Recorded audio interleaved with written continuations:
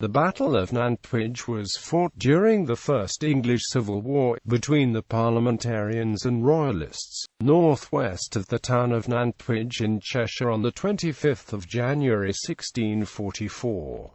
The Royalists under Lord Byron were besieging Nantwich, and Sir Thomas Fairfax led an army to relieve the town. As Fairfax approached, a sudden thaw caused the river Weaver to rise in spate, dividing Byron's cavalry from his infantry and artillery, who were overrun and destroyed by Fairfax. The Parliamentarian victory halted a run of Royalist successes in the area, and was a major setback to King Charles I's plan of campaign for the year.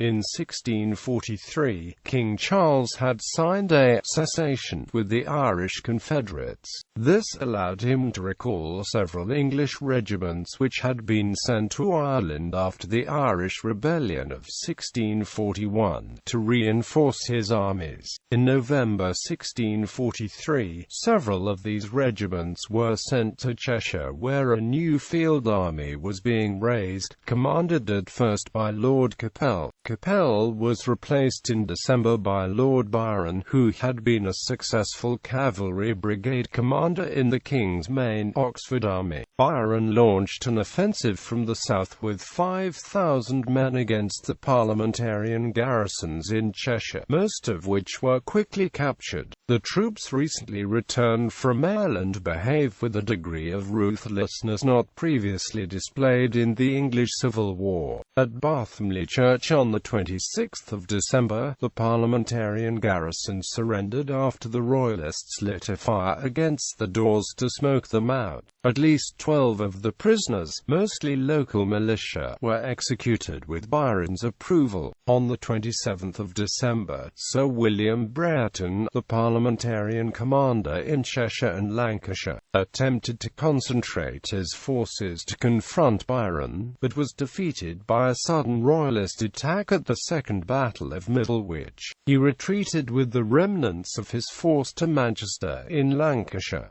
Nantwich was the only town in Cheshire still held by the Parliamentarians. Its garrison numbered 2,000 men under Colonel George Booth and were well supplied. Byron launched an attack against the town on the 18th of January 1644, but was defeated with 500 casualties. Together with the casualties from the earlier fighting in Cheshire, sickness and desertions, Byron's forces were reduced to a total of about 3,500 men. He nevertheless maintained a siege of Nantwich. Parliamentarian moves. Sir Thomas Fairfax, together with his father Lord Fairfax, had been besieged in Hull in the second half of 1643. As Thomas's cavalry were of little use in a siege, they were ferried across the Humber to reinforce Parliamentarian cavalry from the Eastern Association of Counties, commanded by Oliver Cromwell. Together, they had won several victories, culminating in the Battle of Winceby, which secured most of Lincolnshire for Parliament. In response to Brereton's urgent appeal for reinforcements, the Committee of both Kingdoms ordered Thomas Fairfax to proceed to Manchester. On the 29th of December 1643, Thomas set out to cross the Pennines in harsh winter weather, with 1,800 cavalry. On arriving at Manchester, he found the infantry of the Parliamentarian garrison to be so ragged that he was supposed to have burst into tears. Nevertheless, he set out from Manchester on the 21st of January 1644 to relieve Nantwich.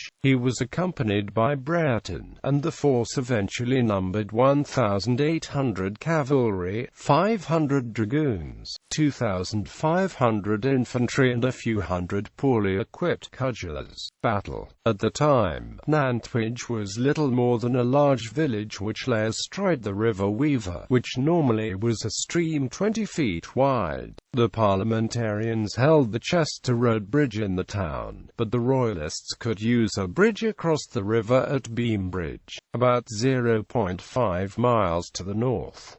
Byron's headquarters were at Acton, about 1 mile to the west of Nantwich. His regiments were quartered in a circle around the town, sheltering where they could in countryside covered in snow. On the 24th of January, Fairfax's force scattered a small Royalist force which attempted to bar the road to Nantwich at Delamere Forest. Byron decided to maintain the siege, but the next day there was a sudden thaw which caused the Weaver to rise in spate. Byron ordered his infantry and artillery to move to the west bank of the Weaver around Acton, where the ground was drier, but the bridge at Bridge were then swept away by the floodwater, while Byron himself and his 1,800 cavalry were still on the east bank. He was forced to make a march of 6 miles via another bridge at Minchel Vernon to support his infantry at Acton. As Fairfax approached Acton, Colonel Richard Gibson deployed 4 regiments of infantry to face Fairfax.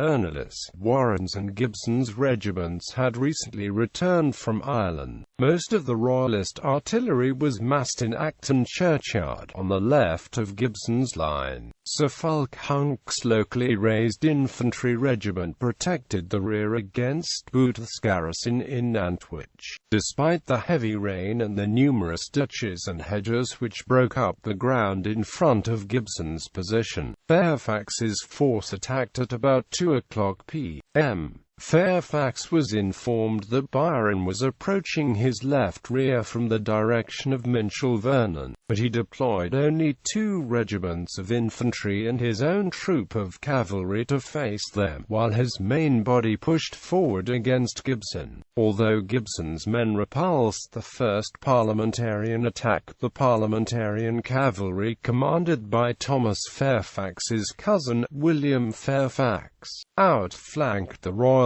right wing and forced it to retreat. In the Royalist centre, Warren's Irish regiment broke, and Ernely's own regiment retreated. Behind Gibson's position, Booth led a sortie from Nantwich with 600 musketeers, which overcame Hunk's regiment and reached Acton churchyard, overrunning the Royalist artillery and wagon park. By 4:30 p.m., only Gibson's and Byron's regiments were still fighting on the flanks of Gibson's position. As the Parliamentarians broke through the Royalist centre, these 2 regiments were overwhelmed. Many Royalist soldiers defected to the Parliamentarians. The remainder surrendered or fled. About 1,500 were taken prisoner. Many of the officers took refuge in Acton Church, and were also taken prisoner after surrendering on terms. Byron retreated to Chester with the Royalist cavalry, which had been unable to break through Fairfax's flanking detachment. Aftermath. The defeat at Nantwich thwarted King Charles's plan to create a field army in the northwest based on regiments returned from Ireland. The Parliamentarians mistakenly thought that the Irish regiments were Catholics, whom they loathed, and also feared their professionalism. But in fact, the Royalist General Sir Ralph Hopton wrote of some Irish units which joined his army in the south of England at about the same time. Bold, hardy men, and excellently well officered, but the common men very mutinous and shrewdly infected with the rebellious humour of England, being brought over merely by the virtue and loyalty of their officers and large promises, which there was then but small means to perform. One Royalist officer taken prisoner at Nantwich was Colonel George Monk, who later changed sides and was to play a prominent part in the Commonwealth of England and the Restoration. Reenactments. There is an annual reenactment of the Battle by the Seal Knot on the 25th of January. The commemorative day of the battle is celebrated by the local people as Holly Holy Day.